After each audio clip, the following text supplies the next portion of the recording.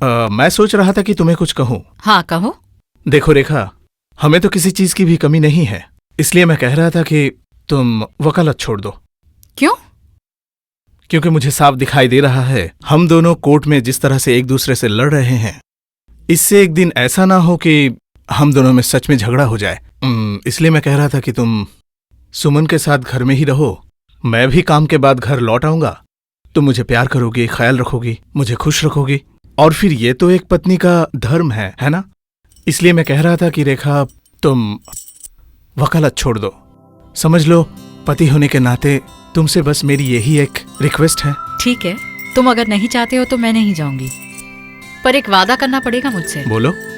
अगर भविष्य में मुझे कभी कोर्ट जाना पड़े तो तुम मुझे कोर्ट जाने से नहीं रोकोगे। ठीक है, मैं वादा करता हूं, अगर सच में किसी दिन तुम्हें कोर्ट जाने की जरूरत पड़ी तो मैं नहीं रोकूंगा। तो फिर कल से तुम मेरा और सुमन का ख्याल रखोगी। हाँ बाबा हाँ। अच्छा, हम लोग दार्जिलिंग कब जा रहे हैं? कल तो एक केस की सुनवाई है, उस केस को खत्म करके चलते हैं।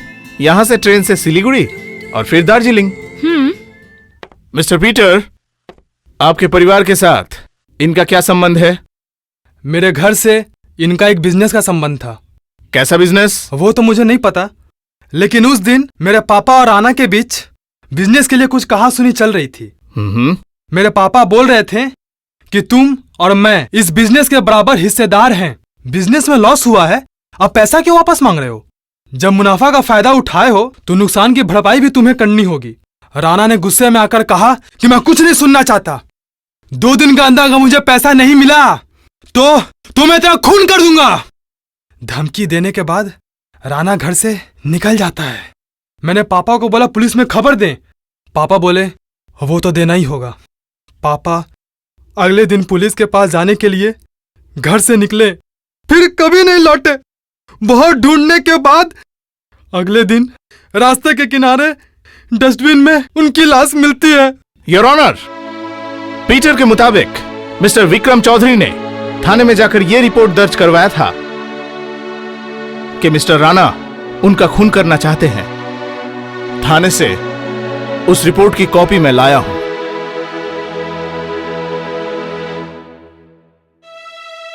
योर ऑनर, जिस चाकू से हत्यारे ने मिस्टर विक्रम चौधरी का कत्ल किया था, गलती से उसी चाकू को उस जगह छोड़कर हत्यारा भाग गया था।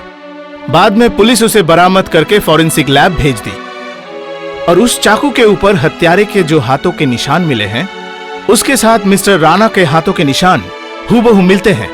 यह है रिपोर्ट।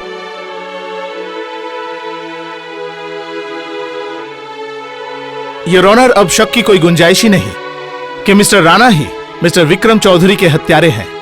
इसलिए महामान्य अदालत से मेरी यही गुजारिश है कि मिस्टर राणा को जल्द से जल्द फांसी की सजा दी जाए।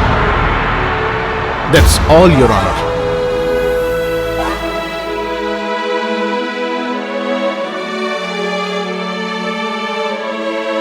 यह अदालत दोनों वकीलों की दलीलें सुनकर और सारे सबूतों को मद्देनजर रखते हुए इस नतीजे पर पहुंचती है कि राणा ने ही सुशांत चौधरी का खून किया है। इसलिए राणा को दोषी मानकर भारतीय दंड विधि 302 के तहत राणा को फांसी की सजा दी जाती है।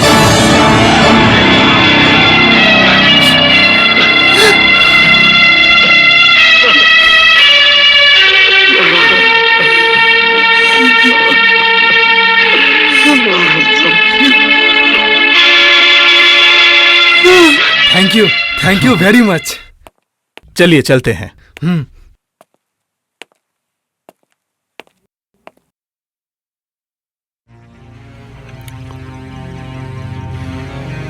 अजय तिवारी, तुमने राणा को फांसी पे लटकाने का इंतजाम किया है और मैं उसका भाई होकर कसम खाता हूं कि मैं भी तुम्हारे किसी सगे को इस अदालत में घसीट कर फांसी के फंदे पर लटकाऊंगा।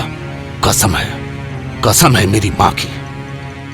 और जब तक ऐसा नहीं होता तब तक मेरी छाती में ये आग जलता ही रहेगा।